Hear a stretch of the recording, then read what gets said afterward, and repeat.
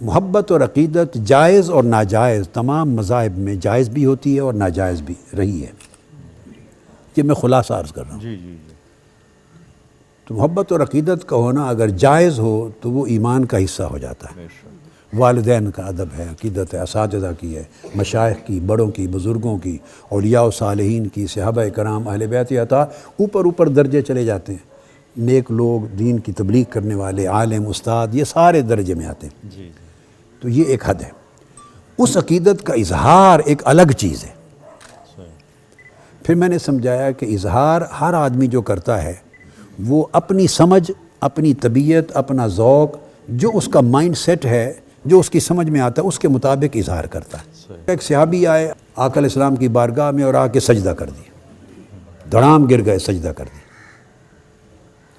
آقا علیہ السلام نے پوچھا یہ کیوں کیا؟ منع فرمایا، بعد میں فرما دیا یہ حرام ہے، جائز نہیں ہے۔ لفظ حرام نہیں ہے مگر شرعاً حرام ہے، اس لیے کہہ رہا ہوں۔ فرمایا انسان کو سجدہ نہیں کر سکتا۔ اگر میں اجازت دیتا تو بیویوں کو، شوہروں کے لیے اجازت دیتا، اللہ کے سوا کسی کو سجدہ نہیں۔ تو دین ہے، اگر کوئی عبادت کی نیت کر لے تو کافر و مشرک ہو جائے گا، اور تعظیم کی نیت کرے تو فاسق ہوگا، یہ حرام ہے۔ یعنی کسی بھی نیت سے سجدہ اللہ کے سوا کسی کو ہے ہی نہیں۔ آقا علیہ السلام کے لیے بھی جائز نہیں ہے، تو بس کسی اور کی کیا جواز ہے نا۔ تو میں نے کہا انہوں نے یہ کر دیا۔ آقا علیہ السلام نے انہوں نے کہا وہاں ہم نے دیکھا روم کی سلطنت اپنے بادشاہوں کو سجدے کرتے ہیں، تو ہمارے ہاں آپ سے بڑا بادشاہ کون ہے؟ اب انہوں نے ایک اظہار عقیدت کیا، مسئلہ معلوم نہیں تھا مگر جو سمجھ میں آیا اظہار کر دیا۔ اب آقا علیہ السلام کا چونکہ وہ پیغمبر ہیں، ہادی ہیں، انہوں نے روک دیا کہ یہ جائز نہیں ہے، ممنوع ہے میری شریعت، سمجھا دیا۔ یہ ساری چیزیں جن پہ آقا علیہ السلام نے منع نہیں فرمائی وہ جائز کی حد میں آ جاتی ہیں، جس پر منع نہیں وہ جائز ہے۔ مگر میں نے سمجھایا ہر جائز چیز معیار نہیں ہوتا۔ اصل یہ بات سمجھیں، یہ میں تمہید لا کے تو اینڈ پہ ہر جائز چیز معیار نہیں ہوتا۔ میں نے کہا میری طبیعت اور روش یہ ہے اور علم یہ کہتا ہے کہ جائز پر اکتفا نہ کریں، اونچے معیار کی طرف جائیں۔ صحابہ کرام میں اگر اس کو فرق کرنا ہو تو خلفائے راشدین کا اسوہ سب سے اعلیٰ، سیدنا صدیق اکبر، سیدنا فاروق اعظم، سیدنا عثمان غنی، سیدنا علی المرتضیٰ، اور اکابر جج صحابہ کرام جن کو کثرت کے ساتھ حضور علیہ السلام کی صحبت ملی، کثرت کے ساتھ۔ ورنہ تو جب آپ نے خطبہ حجۃ الوداع دیا تو 1.25 لاکھ کے قریب صحابہ سن رہے تھے آپ کے، تو صحابی تھے۔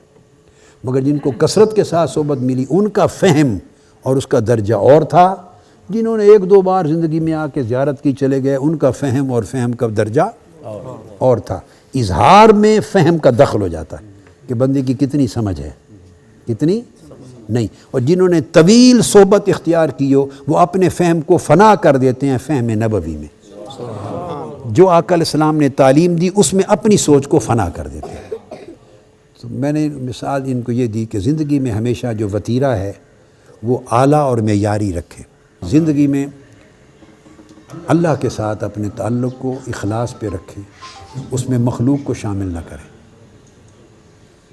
کیا کوئی کام اللہ کے لیے جو کام ہے، کوئی کام جو اللہ کے لیے ہے، اس میں مخلوق دور دور تک نظر نہ آئے،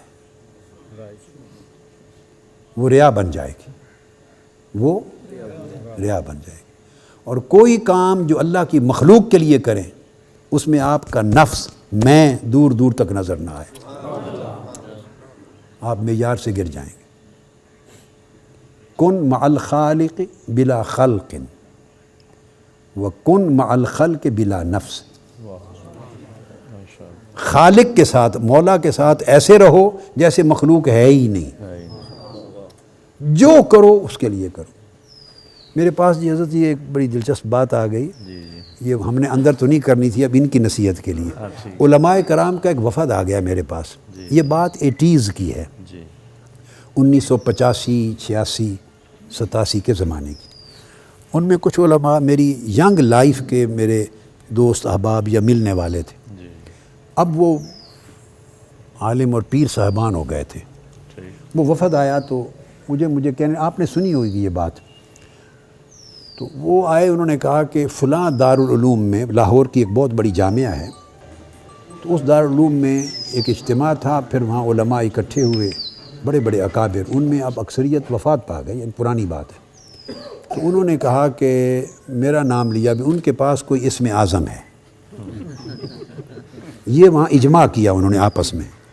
اجماع بھی جیسے ہر گلی کے بعد مولوی صاحبان اجماع کرتے رہتے ہیں، ہر بندہ جو مولوی جو کہتا ہے وہ کہتا ہے اس پر اجماع امت ہے، نہ اس کو اجماع کا پتہ نہ امت کا پتہ، وہ خود ہی امت ہے، خود ہی اجماع ہے، خود ہی دین ہے، جو اس کی نہیں مانے وہی کافر ہے۔ اس لیے ہم نے جنگ لڑی ہے فتنہ تکفیر کے خلاف ساری زندگی، کسی کا حق نہیں ہے کسی کو کافر بنانے۔ صوفیاء، ہم صوفیاء کے مشرب کے لوگ ہیں، صوفیاء مسلمان بناتے تھے اور تم آج کافر بناتے ہو۔ وہ اسلام میں داخل کرتے تھے، تم اچھے بھلے مسلمانوں کو اسلام سے خارج۔ اس لیے ہم نے اس کے لیے آپ کو پتہ ہے 35-40 سال جنگ لڑی، مگر اللہ نے کامیابی دی، وہ زبانیں بند ہو گئیں، ابھی پھر کچھ عرصے میں چل پڑی۔ وہ ہوتا رہتا ہے، اس طرح کی سوچ جو ہے وہ خارجیت کی سوچ ہے، وہ خارجیت کی سوچ ہے۔ وہ پہلے حضرت مولانا طارق جمیل صاحب کے لوگوں میں داخل ہو گئی تھی ایک زمانے میں، اب وہ ادھر ہمارے والے لوگوں میں داخل ہو گئی، برابر ہو گیا کام برابر ہو گیا۔ مطلب ہے یہ اپروچ خارجیت ہے، خارجیت، اور اعتدال، تواضع، انکساری، وسعت قلبی، نرمی، نفرت کا نہ ہونا، پیار، محبت، یہ دین ہے۔ کبھی زندگی میں سمجھیں جو وقت وضو کے بغیر ہے وہ آپ مر گئے، آپ اس وقت زندہ نہیں اس لمحے، یعنی مسلمان بغیر وضو کے یوں سمجھیں کہ سمجھ میں نہیں آ سکتا کہ وہ کیسے چل پھر رہا ہے، کیسے کھا رہا ہے، کیسے مل رہا ہے لوگوں سے۔ وضو مومن کا بیٹے لباس ہے، وضو مومن کا، اس سے 60% نماز کا پڑھنا آسان ہو جاتا ہے، اس سے برکت ملتی ہے۔ وضو سے رہیں، نماز کی، روزہ کی، عبادات کی اور طاعات کی کبھی غفلت نہ کریں، غفلت شیطان کے داخل ہونے کا دروازہ ہے۔ انہوں نے کہا کہ جا کے پوچھ آئیں کہ کیا اسم اعظم ہے، وہ میرے پاس آ گئے کہ بتا دیں۔ میں نے کہا اسم اعظم میرے پاس ایک ہے، مگر وہ ہے بڑا مشکل، آپ نے اس پر عمل نہیں کرنا، وہ وظیفہ آپ سے ہوگا نہیں۔ کہتے ہیں نہیں آپ بتا دیں، ہم وعدہ کر کے آئے ہیں کہ ہمارا تعلق اتنا قریبی ہے کہ ہم یہ راز لے کے آئیں گے۔ انہوں نے کہا وہ خطاب سے پہلے بھی دیکھتے ہیں، تسبیح ہوتی ہے ہاتھ میں، لب ہلتے ہیں، کچھ پڑھتے ہیں، اس سے تسخیر قلوب ہوتا ہے، ساری رات خطاب کرتے ہیں تو اٹھتا ہی کوئی نہیں بندہ، ہمارے خطاب سننے کے لیے 100 بندہ کوئی نہیں بیٹھتا، ادھر اٹھتا کوئی نہیں، سمندر بیٹھ، یہ تسخیر قلوب ہے، اسم اعظم سے کرتے ہیں۔ یہ ان کا مسئلہ تھا کہ معلوم کریں وہ کیا تھا کہ ہم بھی وہ پڑھیں۔ میں نے کہا ہے میرے پاس اسم اعظم، مگر آپ کے لیے ہوگا مشکل۔ انہوں نے کہا کیا؟ میں نے کہا بتا دیتا ہوں، اسم اعظم یہ ہے کہ اللہ کی عزت کی قسم ہے میں نے زندگی میں کوئی کام مخلوق کے لیے نہیں کیا، جو کیا اللہ کے لیے کیا، یہ میرا اسم اعظم۔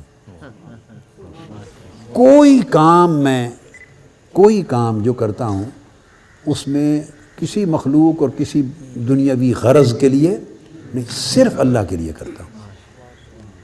میرے اللہ کو پسند ہے یا ناپسند ہے، کروں یا نہ کروں، میرا کوئی پیمانہ علاوہ اس کے زندگی میں ہے ہی نہیں۔